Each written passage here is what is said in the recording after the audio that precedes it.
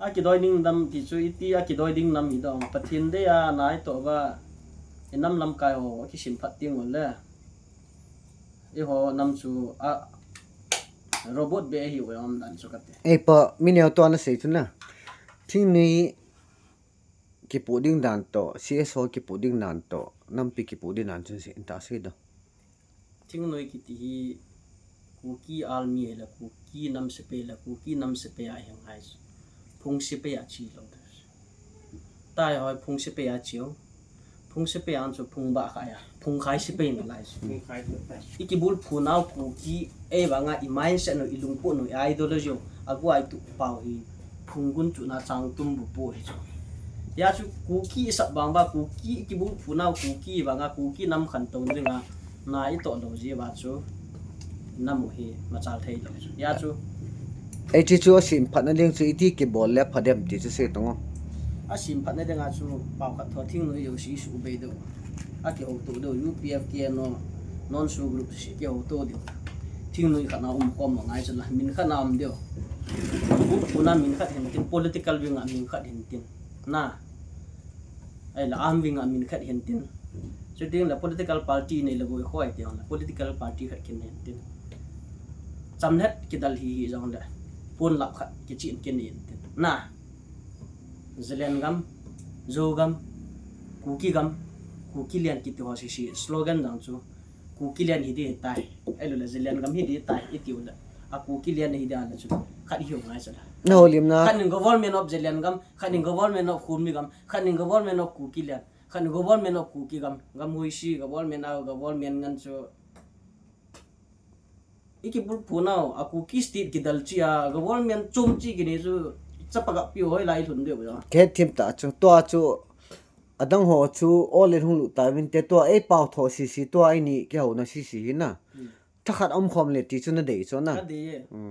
aji chu ti chu aji je hum ta ve ta aji chu pi nam te la north korea khu dictator khat ki chi ana kim jong un pu chu hi ja khu ki tu ku ki te he dictator ya na ma chu champur si sia som ni wa lam chu sadar hi sa ku ya ma gu si yim chu area dictator ngan hi chi ya chu pau kha tho thing noi ho UPF ke no to khom jing wa lam kai ho hi ki ho khom jing wa nam thu se khom jing ho chu na hi tia chu ki ho khom thei tho wa la e ki bul phu na ku ki movement adenga galman cha choi hi tho wa la ki ho to hi tem nan chu example la se da chu political binga chu khat government om la ko chu ta ke no ki tia ku ki national organization am ringa chu ku ki army ti so na isite bangan chu political winga chu khan nu mo tin min khat hiu tin am ringa khat hiu tin ta chu ki lung to ta ki ho to ba yum ba la sun thing no yo si chu min lo si chu si u be ba thing no khana CNCC si chu cabinet post pi an na ham dan chu a he tu ding dang khana ga 10 kilon sala sim ta ma kon na post khat chu pi su ke ba la sun area chu pu tho de so vậy sao là sai cô làm cho kia à thì ông chọn na ôi phụ đại biểu chú kia à là chairman là ông đó mình khăn này em tìm là mà chú chairman hình như là đi chọn na ai bạn cho organize na chú post cái cabinet cái đấy là ấy chỉ lang sai cô làm cái chú wing number là làm ông chú wing tu ông cái này chỉ cho mình một phụ thâu đến na cái bằng cái na chú sim com leo hẳn atuang chu ke noang ta chu ke bol ya na kia nói bol ba ipi real awang i bol nào ning kum ta chú ấy bằng à imacharial su lo chu pial bol pial mi ti ma action lo wa chu pial se sia chu pi ke no chu ta ke bol ta ma UPF chum bia kit chu na chilai ta ko fe chu UPF ke no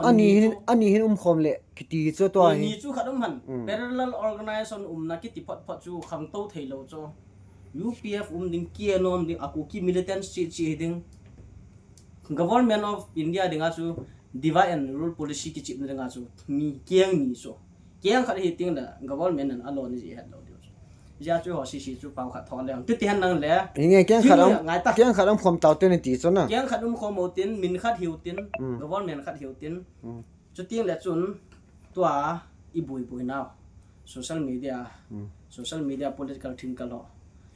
nó lòi papa duy chan họ lòi na năm giờ tháng tái đầm họ chú tiếp theo năng lẽ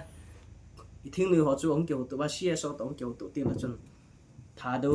คุกกี้เอ็นนี่คุกกี้ตากิดำน้ำตลอดเดชนะอาจจะทิ้งนึง有时阵ดิฉันขัดละบ้า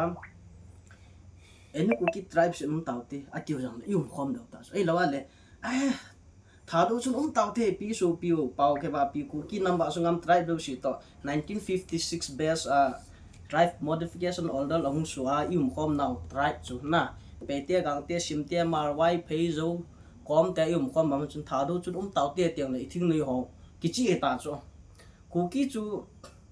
tribe hi nation hi tia kibuya kining ai hole hoi kinung siu na social media tina kumsom ngawal kijan dam thailo kiansan na banga social media ikidam na pau he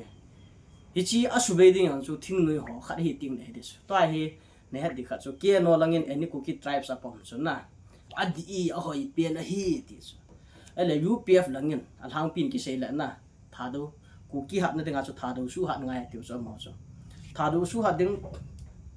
kuki chu ineson nomenclature na pete simte gangte thadu mal zo ki tyo si si khom na chu kuki chu nomenclature de ta chu kuki chu tribe su le pete mal simte gangte to ikiba tau chu la tha kai hi tau chu la kuki ang tribe le mal pang tribe le kuki nia chu ko hung dam ti chu kinil bau tamna controversy hi tu tha hi lo chu pupa teo before 50 years masanga panang kinlaw tu ya ji asudam ding umlo ipijinam te la thing noi khan thado pama khan ni ku kitra apom ji asuna dam thailo chu ji achu thing noi ho chu khana kyo gap khom ting ol le hitawang kinil bau tam nam lo ding thing noi ho ben hitin hitaw te ati le sia so si siam na alo thelo chu ikito na pian do chu ting la ku ki kitum la ku ki ma khai ku ki siki ki ti no lo ding iso pio zat dang kitela pau chum tho mal wai pheilu se kiton dang kuki na kitum la ve ti tia chu ta lo des to ai ba sa na chu chi na in hi kuki in na ai la aung lu pa chu mal mina wai phei mina hong lu ti chu na kuki in chu ai la ho hi alu na di lo chu thado wa alu gud le mate pa lu hang ai lo la any cookie tipa any eketi pa ang la alu sawan wala nang cookie kin ni sa nim wa sa nan sing cookie bas tiu ten na cookie bas